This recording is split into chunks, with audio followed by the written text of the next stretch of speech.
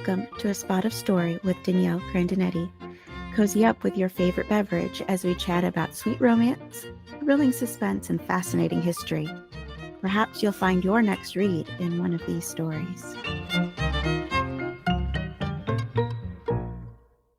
this episode of A Spot of Story, Echoes of History, we are diving back into the 1930s to talk about the difference between a beach read and a cabin read. Okay, so actually, we're not going too far back into the 1930s because a beach read versus a cabin read doesn't necessarily have to do with its time period in history.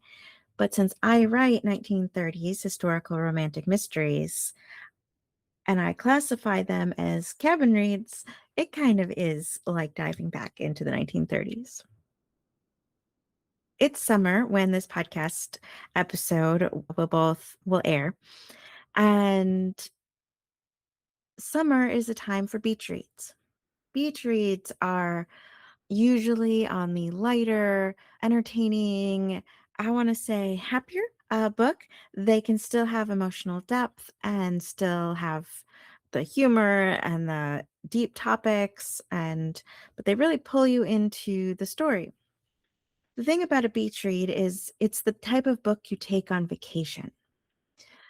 So that feeling you're looking for when you're sitting on a beach with your toes in the sand and the waves lapping and the wind cool on your skin and the bright sun overhead, that feeling, there are certain books and types of books that create that feeling, even if that's not where you're actually at.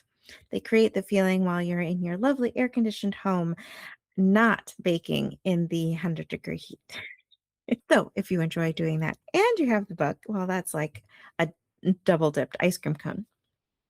Not all books create that feeling, nor do we always want that feeling. Vacation is wonderful while we're on vacation, but if you're on vacation for long enough, it stops feeling like a vacation and you're ready for a different emotional experience. This is where my cabin reads, as I like to call them, come in. I'm not the only author who writes cabin reads by any stretch of the imagination, but as I was attempting to explain the experience that I want readers to have while they're reading one of my books, I realized that it has a similar sense of a beach read, but with a very different emotional feeling. Where beach reads want to take you to a vacation on the beach, a cozy cabin read wants you to hunker down on a snowy, chilly afternoon with your big blanket and your cup of tea and sit by a roaring fire while there's snow outside and you can just be cozy and content. And yes, it's kind of a vacation spot too. I think a lot of us would love to live there just like we would love to live on vacation. But, you know, reality presses in. But a book is meant to be an escape. So what kind of escape do you want? Do you want an escape to the beach or do you want to escape to a cabin? And at different times of the year, different times in our lives, we want those different experiences. So my books, if you're looking for that cozy cabin experience, that's where my books would fit in. The cozy cabin experience is, again, one of a little bit of nostalgia because it is slower paced. It's got that Danish hygge kind of mentality of cozy community, of that emotional response to curling up for a long winter's nap that we love, not just at Christmas time, but Christmas is almost the pinnacle of a cozy cabin read time. So, like summer or spring break would be the beach read pinnacle, Christmas and Thanksgiving and the holidays, that would be the pinnacle of a cozy cabin read time. But sometimes you want that feeling at other times of the year. Like with the beach read, the cozy cabin read might be the perfect read when it's blistering hot outside because you want to dream of cold weather. That's why I love Christmas in July. I'm a winter person. I love the whole cozy cabin feeling. And I think that's why my stories tend to fit that vibe so much more so. Can cozy cabin reads have humor? Absolutely. Who doesn't love a funny meet cute in the snow? Isn't that what fun Christmas movies are all about? Those funny little moments. They can have the deep emotional connection, just like beach reads can. But the feeling that those stories evoke, that's what's different between them.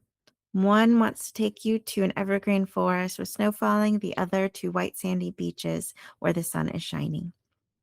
So, how do my books classify as a cozy cabin read? I'm an immersive writer. I love bringing my characters as many sensory details as I can include to drop my characters fully immersed into my story world.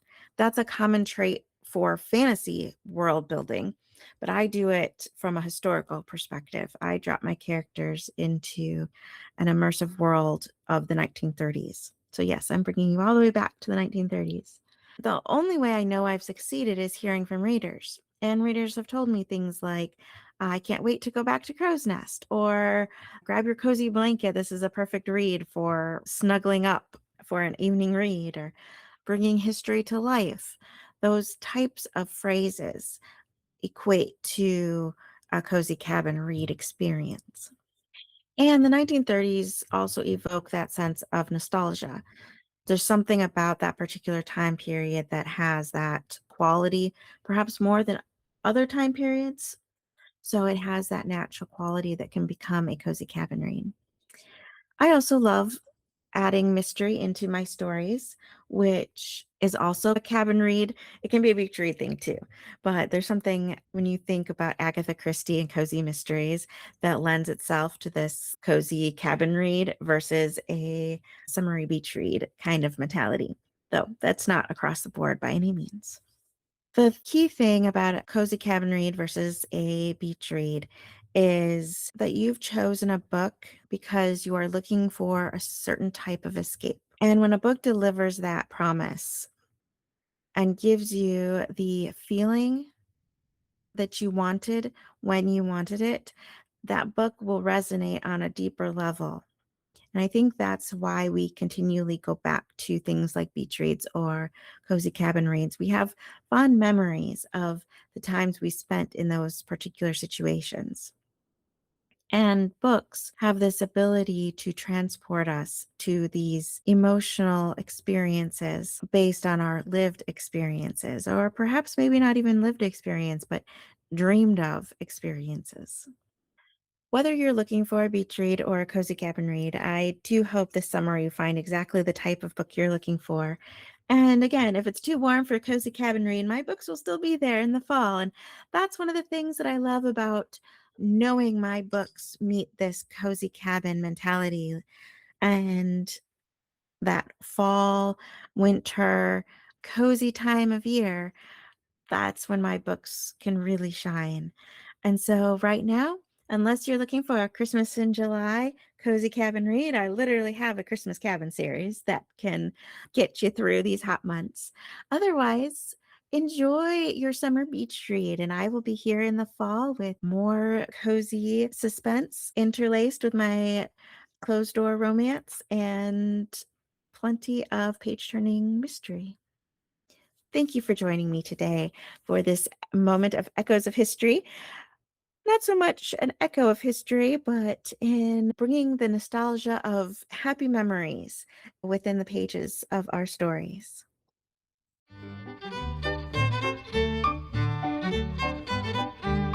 Thank you for listening to A Spot of Story with Danielle Grandinetti.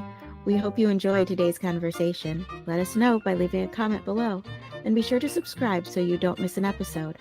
Discover more information about today's book by visiting A Spot of Story online at daniellegrandinetti.com/podcast. Happy reading!